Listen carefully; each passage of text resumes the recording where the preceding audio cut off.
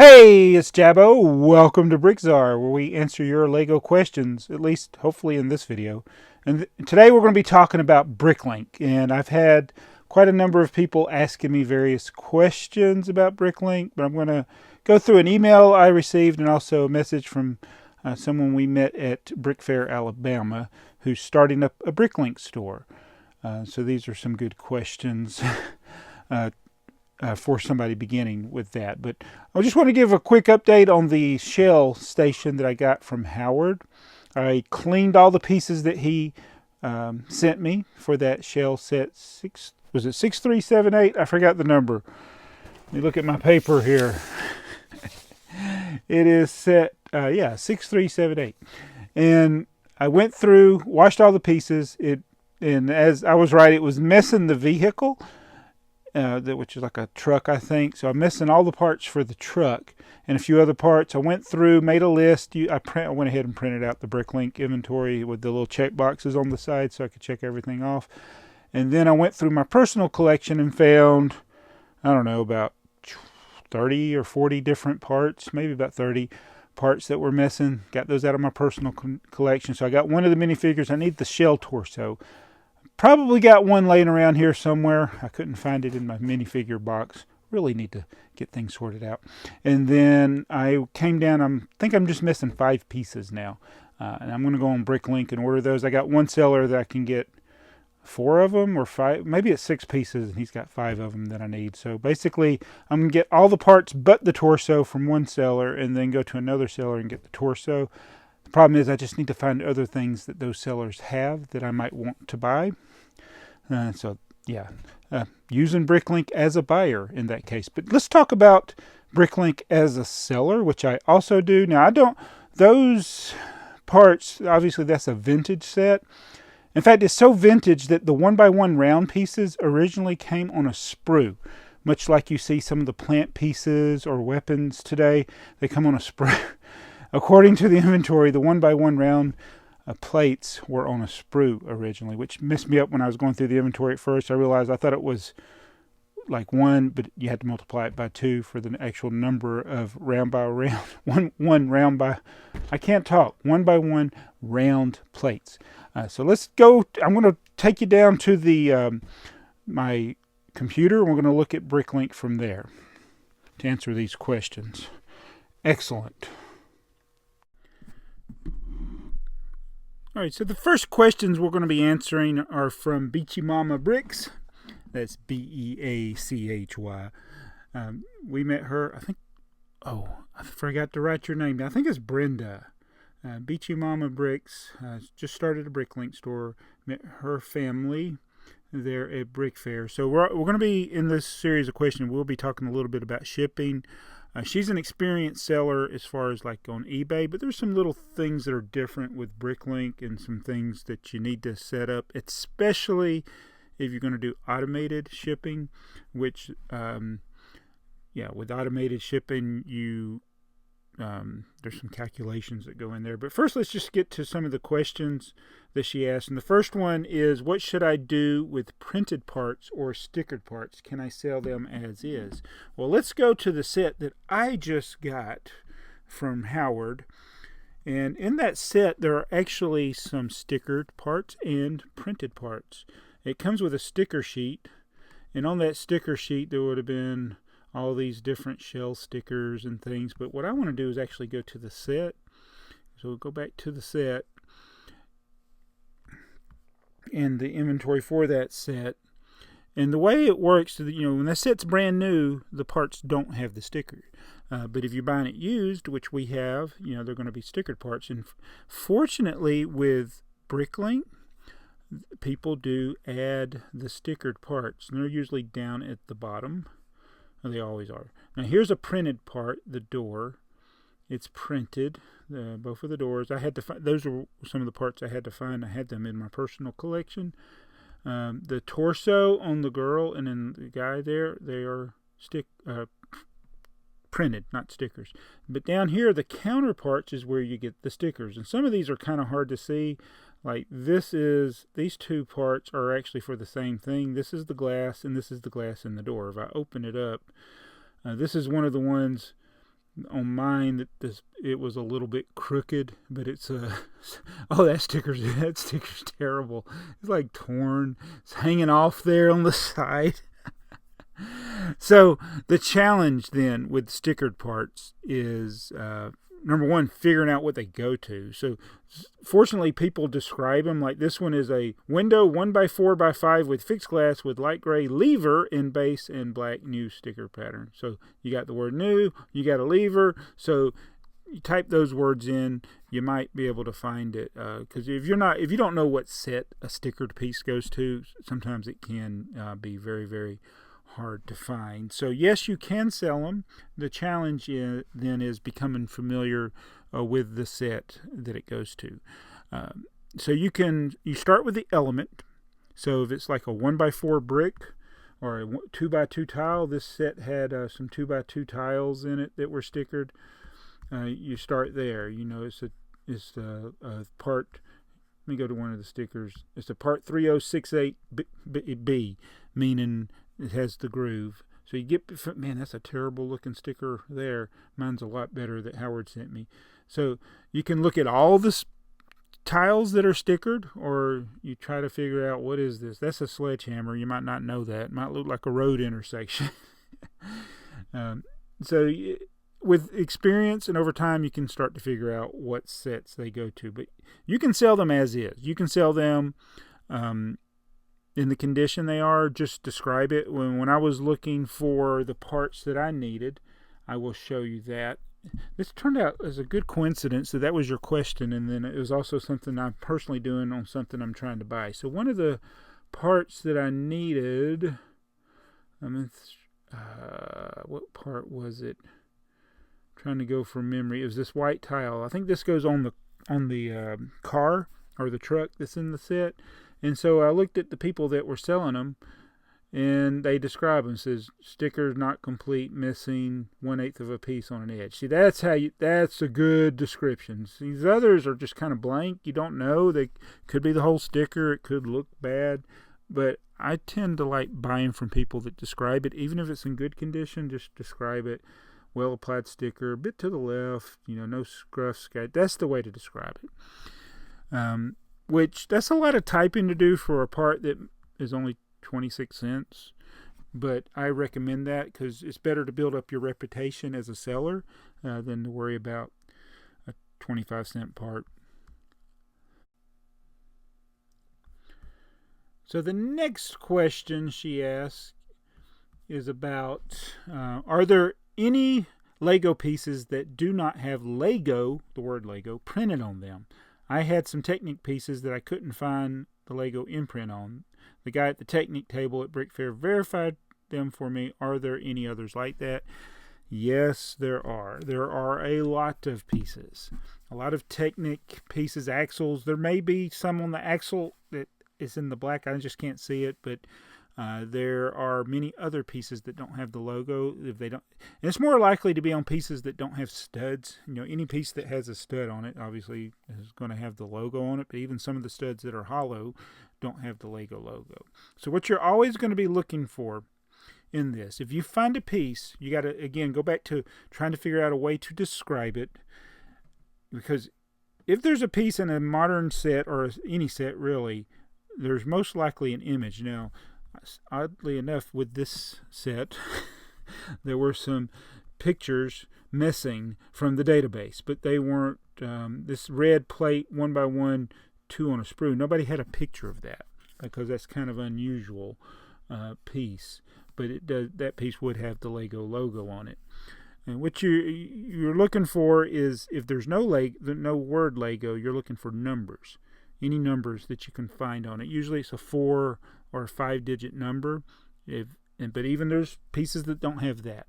So it's work, and it's just something that's going to take time and experience, parting out new sets to where you start to recognize pieces. So when you're sorting those mega blocks out of your Lego collection, or you've got this used lot and you're trying to get rid of all the non-Lego, just be careful, because some of those non-Lego pieces might actually be Lego. I know I made that mistake. There were some Dacta gears that were in a lot. I thought they were K'NEX because they looked a lot like K'NEX gears. I didn't throw them out. I just separated them from the Lego, and then later on I realized, oh, that was an Adacta set. So those are actually Lego pieces and not K'NEX pieces. And I can't provide you a list of the parts that don't have Lego on them because there's hundreds probably. All right, the third question she asked, if starting from scratch, would you do anything differently with your storage setup? All right, so the first video I did in my series of Pablo videos, I think it's actually my first BrickLink video. If you looked at the Pablo playlist, I think the first video or the oldest video, the store looks a lot differently than this. So this, setting the store up like I have now, is more for somebody that's going to be doing it regularly and has grown their store to a certain size where it's more easily manageable. I did get a picture of Beachy Momma Bricks collection, and it actually is a little bit better organized than I was when I started YouTube and showing my BrickLink store. So I learned a lot from others in the community. I would recommend following other YouTubers that have BrickLink stores that do well. I know Bricks on the Dollar has a lot of old videos that talk about BrickLink, and he has changed how he does things over the years since just in the last few years of doing videos on YouTube. And also Brick Stackers had done a lot of videos, Big Beat Bricks. There's others that have done tutorials or just showing their collection or their store. So I would recommend just doing whatever, when you're beginning, doing what's going to be most inexpensive. Because when the collection's smaller or the store is smaller, it's a little easier to find the parts, but as it grows, you definitely need to be able to find the parts. So no matter how small it is, though, make sure you get in the habit of using those remarks to know where things are. So whether you're using boxes or stack-ons. See, I used recycled boxes there to store things. Just make sure they're labeled, and whatever's in that box has that designation in the remarks. I mean, I use Sterilite containers. These only have one particular type of part in them, but you could actually fill this up with Ziploc bags with multiples of the same type of part in different colors if you wanted to save space. That's what a lot of people do. So just do what works for you. So question 4 from Beachy Momma Bricks is windows and doors and loose pieces of glass. Oh my. What would you, excuse me, it says, would you try to pair them up and then sell? I do not. With my new elements, I don't really deal in old stuff anymore or used items. But if it's a stickered piece, like is in my set, like I think the window, this one has fixed glass, but there may be older or newer molds that have the glass that you can remove. Let's say it is a window and it has a sticker on it like this set, I would then probably keep it with the door that it come with, because it more than likely, if somebody had that lever piece that I showed earlier, they would probably want it for this set, that lever piece there. So I tend to keep them separate, the glass and the window, because sometimes people want the glass for a particular color of a window. So not all sets have the glass, not all have the glass in that tint. So my recommendation is to keep them separate. That way people can choose whether or not they want to use it. But if you're trying to consolidate space, maybe you want to put them together. But again, that's a personal preference. But I do I don't pair them together. All right, the next question she asked is about minifigures. So these minifigures were easy for me to find. A minifigure like this, it has the Shell logo on it. So it's pretty easy if you don't know anything about the minifigure, what set, you just search Shell. In fact, I'll try to do that here. I'm not even going to search in minifigure category. I'm just type the word Shell. Look what pops up. A minifigure with that torso. Different minifigure, but it's got that torso. If there's something distinct on the minifigure, but did I ask the question? Oh, wait, let me ask the question. Where the heck do I start with all these minifigures? Legs, bodies, hands, hats, and hair everywhere. Pop's Block Shop just did a great video on this subject. Did you see it? Some figs are intact, others not so much. I don't know if I saw the specific video you're talking about, but that is another good resource. As I mentioned before, there are other people that sell on BrickLink that you can learn from. Pop's Block Shop deals heavily in minifigures. In fact, he buys used lots or bulk lots of minifigures, and then he pieces them together however he wants to, and he tends to sell those on eBay. So it might be, since you also do eBay, minifigures sometimes command more on eBay, plus you don't have to worry about the exact description or scouring through BrickLink to find that exact minifigure. It might actually, even though the fees are higher, it might actually be easier to sell the minifigure on eBay, and that way you can just take a picture of it, they see the picture, go. The problem is, if you don't know what it is, you got to determine what the value of it is. So I don't do that. So Pop's Block Shop, just keep watching his stuff. He does very detailed videos of him acquiring parts, listing them. He shows what he sold. Again, a lot of this stuff, it just requires you spending the time learning the hobby, learning the parts. I come from being a lifelong collector, so I have an advantage.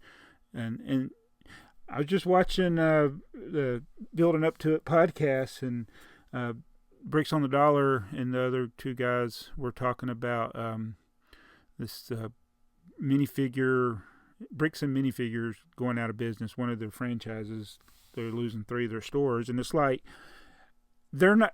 They speculated that perhaps they weren't as into Lego. And it's like you can't just get into it with and expect to do well. You got to learn. You got to be passionate about it, and so you're doing that by going to the conventions and by doing your research. So just keep learning, and you'll figure out what to do with all these minifigures.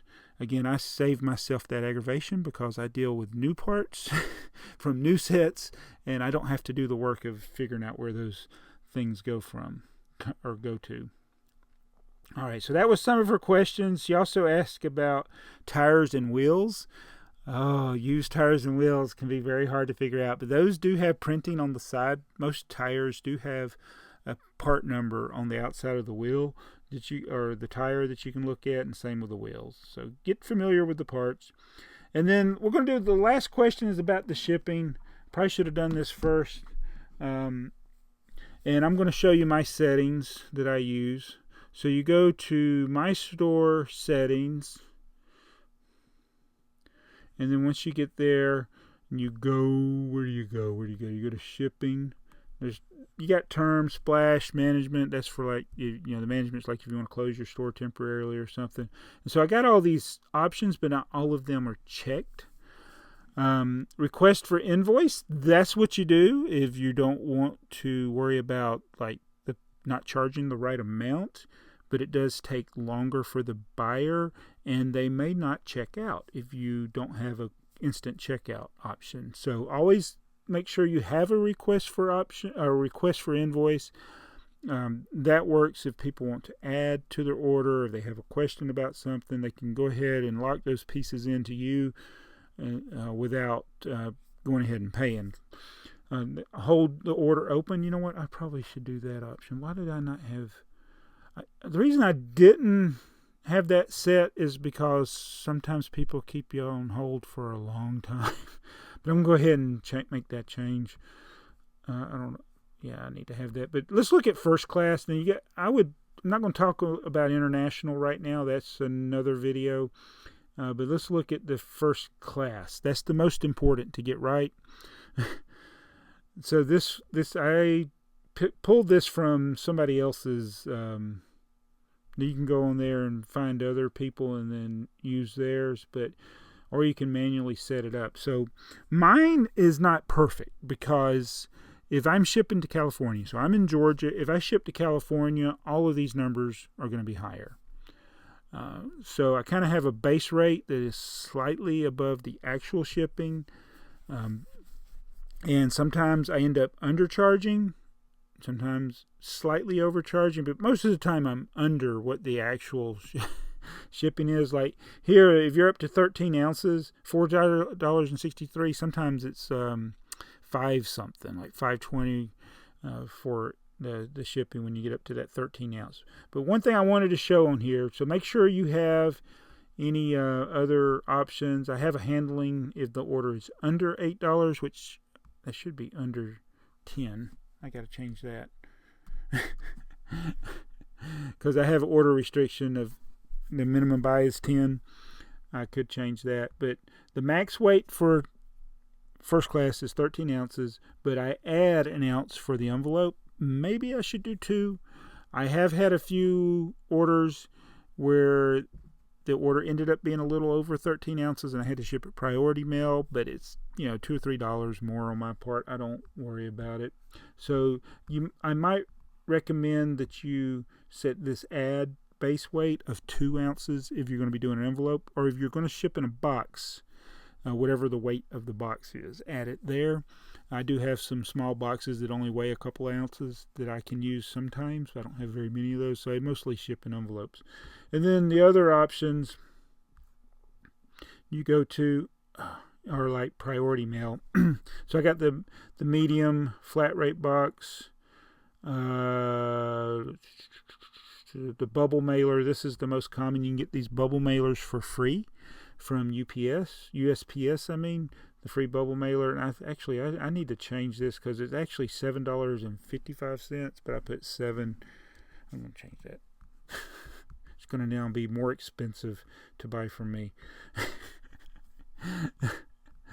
And I have considered even doing free shipping over a certain amount, but it's something I need to figure out, to give some kind of incentive to place orders. But yeah, once you're getting over a pound, it's either the bubble mailer or the medium flat rate box, because if it's that heavy, it's not going to fit in the small flat rate box. And unless somebody is within your vicinity, like a state around you, it's going to be just as cheap to go with the medium flat rate box, because some cases you might do a regular box and it'd be cheaper than the medium flat rate box. But that's something you can figure out. Those are the main options I have. International is horrendous, so I won't talk about that now. If you want to know more about international, maybe we can talk about that later. So one more question from Brenda, Beachy Momma Bricks, is about, I'm going to go to my inventory, is about the bulk option. She says, say I have 5 of 1 brick, quantity 5, bulk 1. Is that correct? Well, that one always confuses me, actually. But I think the bulk is like if you're going to have, say you got 1,000 and you want to sell them in lots of 20, 50, 100, or 200, whatever the bulk amount is. Or if you have a lot that you have multiple items that are paired together. I think that's where that comes in. Let's just let's see how I got it. Let's just look at bricks. Quantity 122, bulk 1. Yeah. So, I know where I can look at. It's part 3024. Because I do have one part that I have in bags of 25. And it's the, I need to do my inventory. The blue ones. So here you go. This is the perfect example of what to do. All right. So I have the blue 1x1 plate. I have it individually. You can buy. I probably should make the price less for the bulk amount. I need to figure that out. You can buy it as if you just need one, go to that lot. But other than that, you got to go to my box Z1, which is going to have them in groups of 25, and that's the bulk 25. So when somebody places an order from there, and they can only order those in multiples of 25.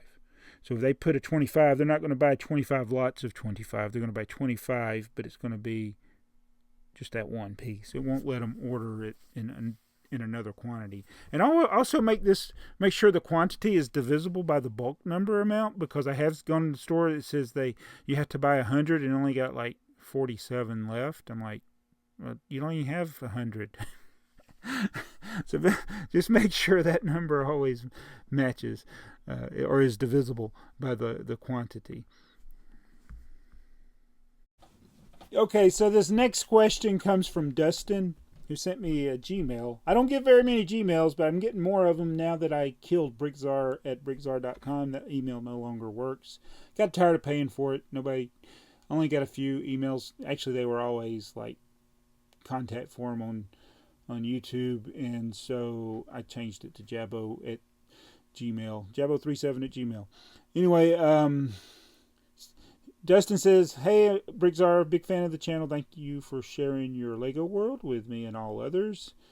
In my Lego world, you are the go-to Lego guru." Sorry about that. No, just thank you for saying that. But he had a question. So he has a little Lego store called The Missing Piece. Sounds like Greg's podcast, The Missing Pieces.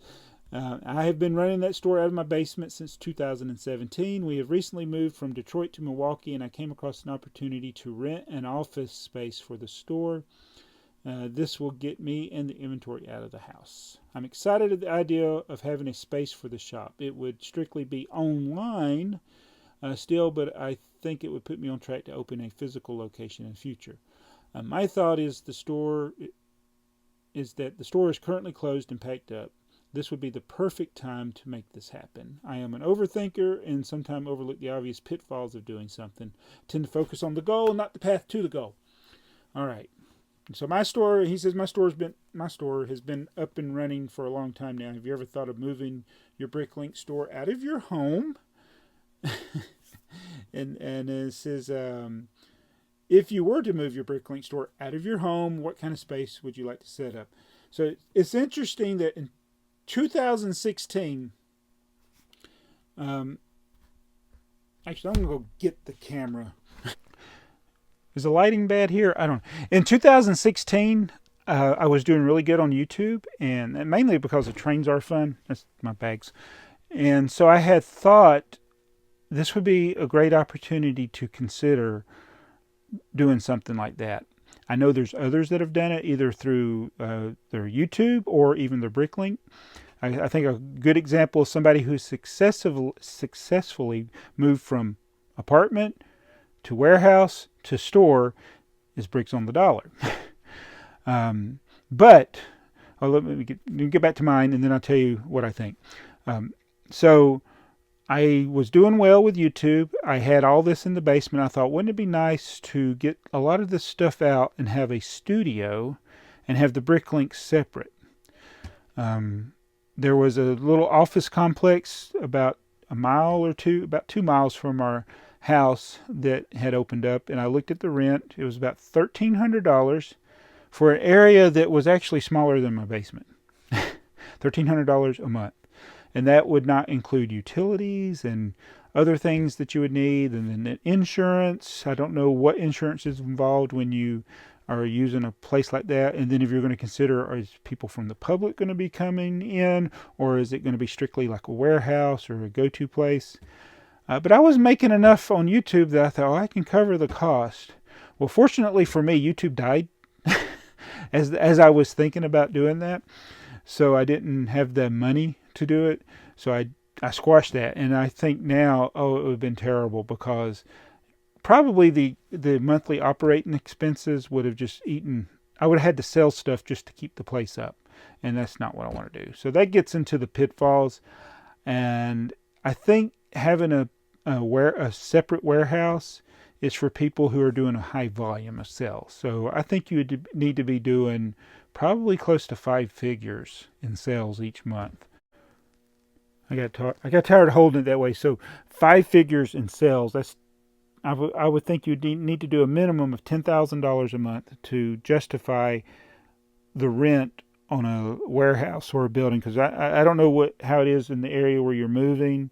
But you figure a space large enough to hold a store could go anywhere from 500 to 1,000 easy, and that's a small area. A small warehouse would probably be that, and you probably want a bigger space. And then if you're thinking about making a retail store, eventually, then that would be another issue. So I think, unless you're a savvy businessman and you are experienced in retail, just I would avoid that. I mean, because one thing, there's thousands of businesses that are started every year here in the United States, and there are thousands that fail within the first couple of years, or even in the first year. So if you can do it out of your basement, I would recommend doing that, unless you're just doing such a large volume that your basement or your home cannot handle it. And I have what is, I think, the fifth or sixth largest store in Georgia as far as number of elements. And I'm nowhere close to getting to where I can afford a separate building. I think you got to also be up into the millions of pieces. And I did look at your website and only saw like 7 sets, so I think you probably got everything down. But since you're moving, you can't. Obviously, you don't want to have things to sell when you're moving.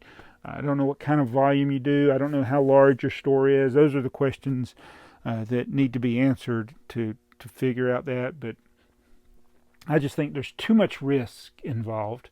And that's another thing I noticed when I was watching it's coincidental that you asked this, and then I was watching the Building Up to It podcast with Bricks on the Dollar, Paul and Matt, and they were talking about the Bricks and Minifig stores.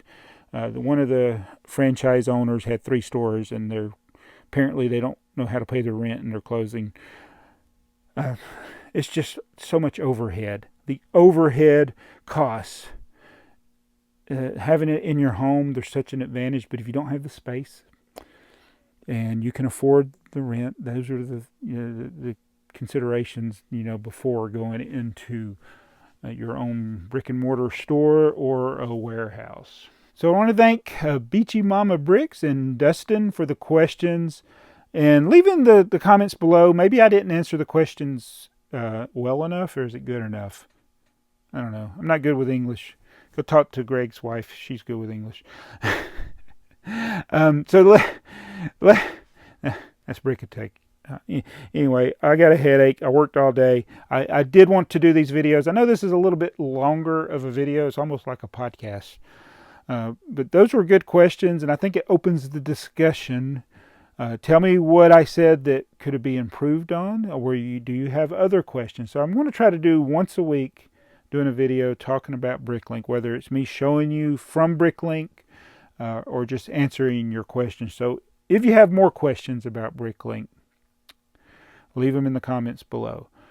But this is a point that Clutch made on his podcast, and I'm not trying to steal things because from his podcast. It's not a family-friendly podcast, I should tell you that. I'm just saying, one of the things he said is that if you're going into business with something, make sure you love what you're doing. And I think that's what a lot of people, they see that money can be made in something, and they get into it for the money and not for the love of the thing. So we love Lego. So whatever your questions, always come from the perspective that you love Lego and you want to learn about it. Because if you don't take the time to learn about it, you're just going to struggle. So it's like on Facebook with our Lego user group that I was in. I'm not part of it anymore, but it always tickled me when the people would ask, what part is this? And most of the time it was people just starting. But if you've been in the hobby for 30 years or 10 years or 20 years or whatever, you shouldn't have to ask anybody, what is this part? Unless it's just a really obscure part. So take the time, learn it. Learn as much as you can about it, and that'll make your job easier if you're wanting to run a BrickLink store or just find that piece you need for your mock that you're building. So anyway, thanks everybody for the questions. Very good questions this week, and we'll see you in the next video. Bye. That's my avatar for BrickLink. That's me at work. It's AT&T guy. Used to be Bell South when I made this. Actually, was it? Or was it still AT&T? I can't remember. It's been AT&T for a long time.